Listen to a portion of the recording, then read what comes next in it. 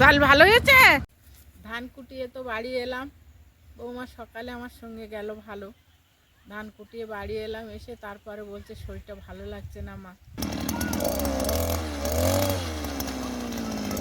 বট গাছ মেন কথা, কারণ কি যতগুলো গাছ আছে তার মধ্যে আমার মনে হয় বট গাছের ছায়াটা বেশি শান্ত, শীতল এবং স্নিগ্ধ। আমি দুজন এক ক্যামেরায়, দীপশিকা ধরে আছে, ক্যামেরাম্যান দীপশিকা। তো এখন এই যে উঁচু মাটিতেই এসে আমরা কথাটা বলছি, যে মাটিটা আপনাদেরকে বারবার দেখানো হয়। আজকের পিলিয়ার যে পোঁথার যে গর্তগুলো, সেই গর্তগুলো মানুষের বদলে মেশিন দিয়ে কাজ হয়েছে, সেটা খুব শীঘ্রই হয়েছে এবং ভালো হয়েছে। মানুষ দিয়ে করলে অনেকটা কষ্ট হতো আর অনেকটা সময়ও লাগতো, তো সেই দিক থেকে অনেক ভালো কাজকর্ম হয়েছে। যাই হোক, এইটা নিয়ে আপনাদের অনেকেরই মনে প্রশ্ন আছে যে এখানে কী হবে। ভাই এই যে মাটিটা তুলেছিল, টুকটাক কাজকর্ম করছে।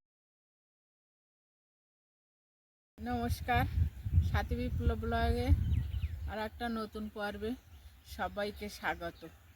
আজকে সারাদিনের কাজকর্ম যা হবে সবটা আপনাদের দেখানো হবে। আজকের আরও একটা নতুন জিনিস আপনাদের দেখাবো। অনিমেষের যে ঘর, পোলট্রির ফার্ম হচ্ছে, সেই ফার্মের আজ পিলিয়ারের খাতগুলো করা হয়েছে। অবশ্যই আপনাদের মেশিনটা দেখাবো। আমি আজ এই প্রথম দেখলাম এই মেশিনটা, দেখে অনেকটা ভালো লাগলো, নিশ্চয়ই আপনাদেরও ভালো লাগবে। কালের প্রথম কাজ ধান কোটানো কাজ। মিলিদের বাড়ি থেকে বৌমা আর আমি ধান কুটিয়ে নিয়ে আসবো। অনিমেষ আর ওর বাবা তো ব্যস্ত, মেশিন আনা হয়ে গেছে, তা এখন যাচ্ছি ধান কোটাতে।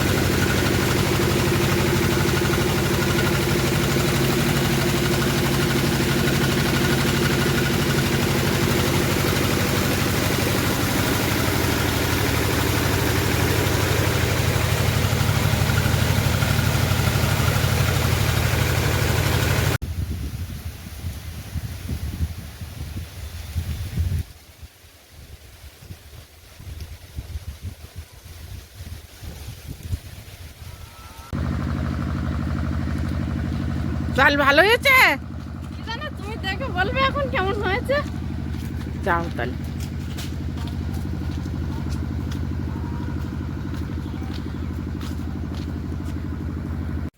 ধান কুটিয়ে তো বাড়ি এলাম।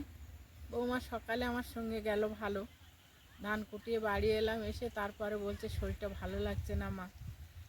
তা ভালো লাগছে না, টুকটাক করছিল, করতে করতে গিয়ে দেখলাম শুয়ে পড়েছে। তা এইবার আমার রান্নাবান্না করতে হবে, আর এই টুকটাক ভিডিও আমাকেই করতে হবে। বৌমার হঠাৎ শরীরটা খারাপ হয়েছে।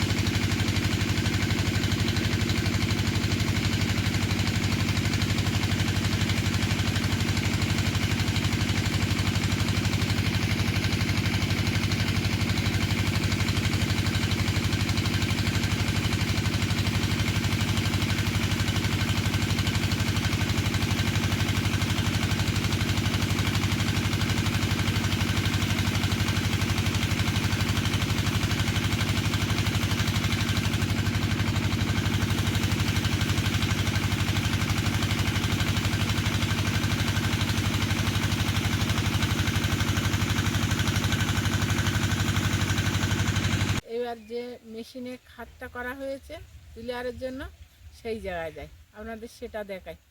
আমি হয়তো সবটা ভালো করে গুছিয়ে আজকে দেখাতে পারবো না, তা আপনি যেটুকু দেখাবো আজকের ভিডিও সেইটুকু আপনারা সন্তুষ্ট থাকবেন।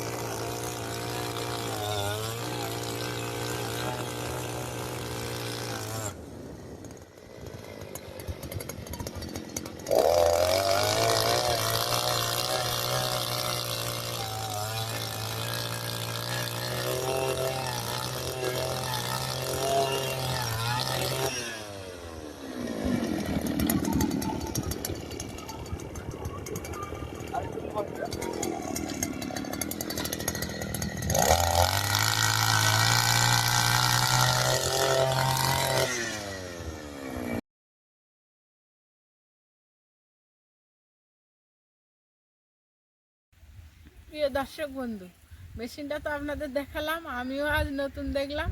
এইবার আমি একটু রান্না বান্নার দিকে যাচ্ছি। এদিকে খাট কাটার সাথে সাথে অনিমেষ দেখছি প্লেয়ারগুলো খড় দিয়ে ঢেকে দিয়েছে, আর ও পাশে শুনলাম যে এগুলো ঢাকিসনি কেন, বললো একটু কাজ বাকি আছে। আর এই খড় দিয়ে এর উপর দিয়ে নাকি জল দিতে হবে মাঝে মাঝে এসে।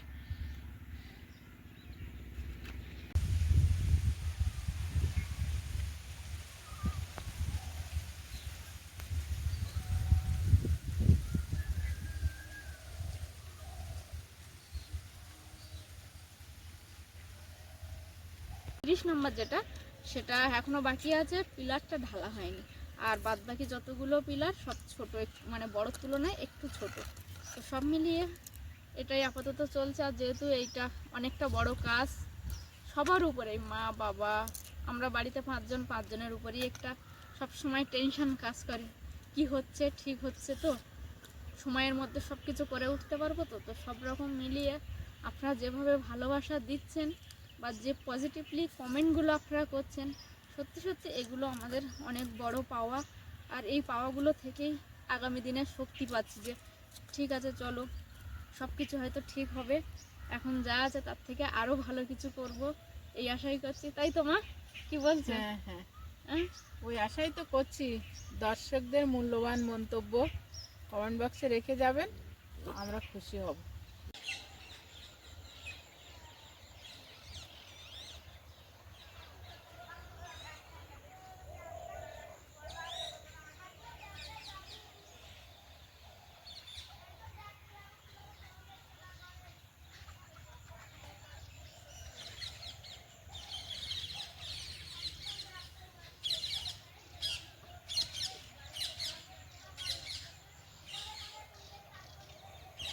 আর সাধারণত আমি যখন ভিডিও করি সেই সময় সবসময় শাড়ি পরে থাকি বা গ্রামের যে দৃশ্য সেই মানানসই পোশাক পরি।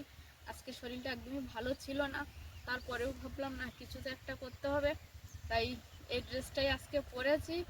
আর সব থেকে বড় কথা, আমার যে সকল দর্শক বন্ধুরা আছেন তারা বেশিরভাগ জনই বয়স জ্যেষ্ঠ। তো আমি সবাইকে অনেক সম্মান করি এবং শ্রদ্ধা করি। সেই দিক থেকেই আমি আমার নিজেরটা বজায় রাখি যে তারা আমাকে যেভাবে ভালোবাসে, যেভাবে আদর স্নেহ করে, আমি যেন সেটাকে ধরে রাখতে পারি। তবে কি বলুন তো, পোশাকটা কিছু কিছু ক্ষেত্রে একটু বদলাতে হয়। যেমন আমি হয়তো সারাদিন শাড়ি পরি, রাত্রেবেলা ম্যাক্সি ব্যবহার করি।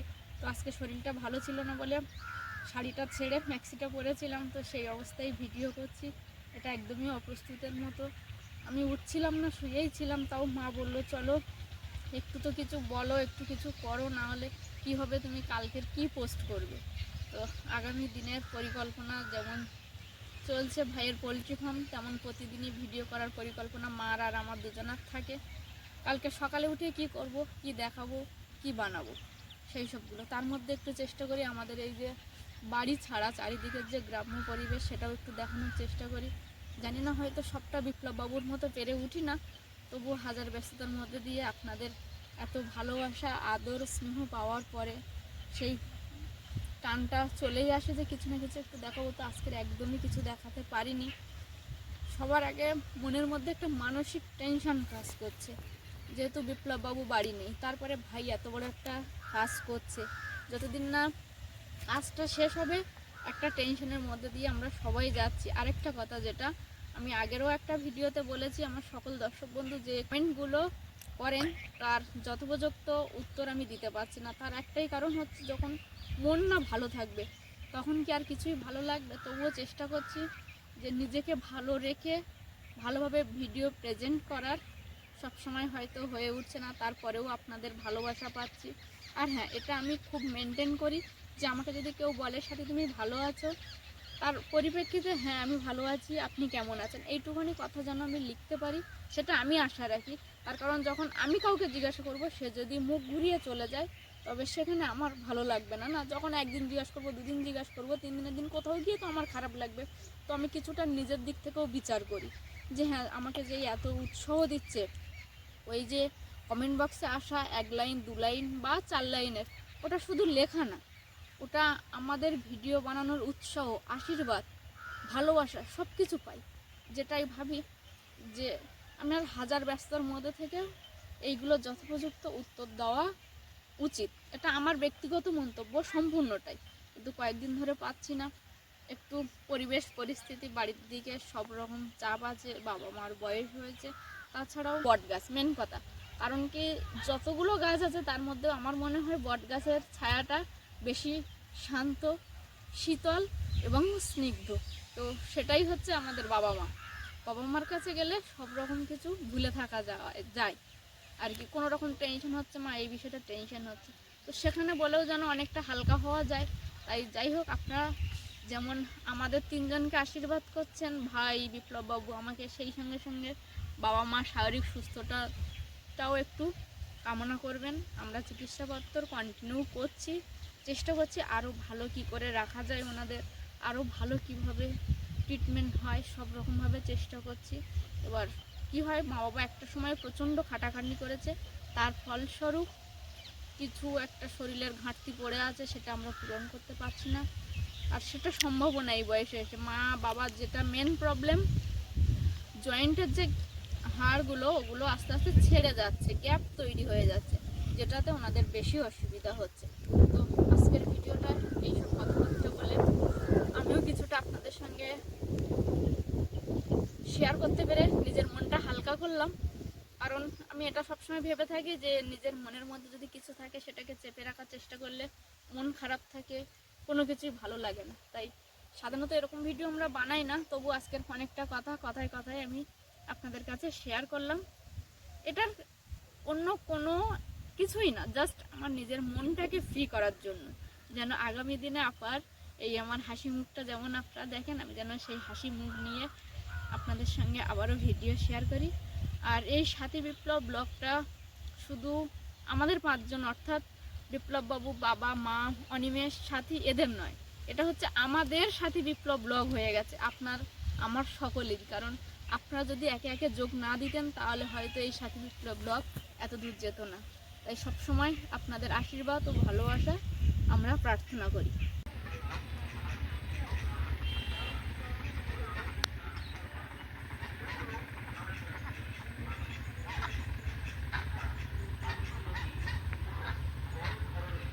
আজকের একটু শরীর খারাপ ছিল, তারপরেও অনেকটা বকবক করে ফেললাম আপনাদের সঙ্গে।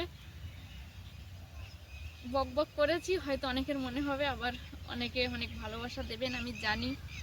তারপরেও এই যে আপনাদের কাছে বলতে পেরে আমার নিজের মনটা হালকা হয়েছে। তো আজকের পর্বটা আপাতত এই পর্যন্তই ছিল। এতক্ষণ ধৈর্য ধরে দেখার জন্য আপনাদেরকে অনেক অনেক ধন্যবাদ। দেখা হচ্ছে নতুন একটা ভিডিওতে। ততক্ষণের জন্য আপনারা সকলে ভালো থাকবেন, সুস্থ থাকবেন, নিজেদের সকলের প্রতি খেয়াল রাখবেন। আর সবশেষে আমি যেটা বলে থাকি, আমার সকল বয়োজ্যেষ্ঠদেরকে অনেক অনেক প্রণাম, সমবয়সীদেরকে ভালোবাসা, ছোটদেরকে আদর ও স্নেহ। আরও একটা কথা যেটা আমি বলে থাকি, সাথী বিপ্লব ব্লগের সঙ্গে সদা সর্বদা জুড়ে থাকবেন। নমস্কার, আজ তাহলে আসি।